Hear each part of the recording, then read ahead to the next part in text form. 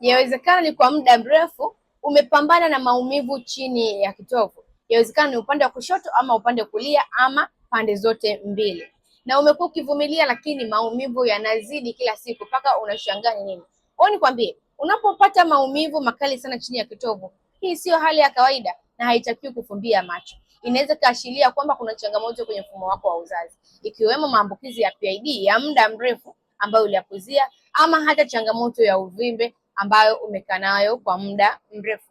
Kama ni wewe ambao unanisikiza unapitia hii hali, kitu sahihi ambacho kitakusaidia ni kupima ama kupata vipimo sahihi vya kuonesha changamoto yako ni ipi, na pia kupata tiba sahihi ya kuweza kuondokana na changamoto hiyo.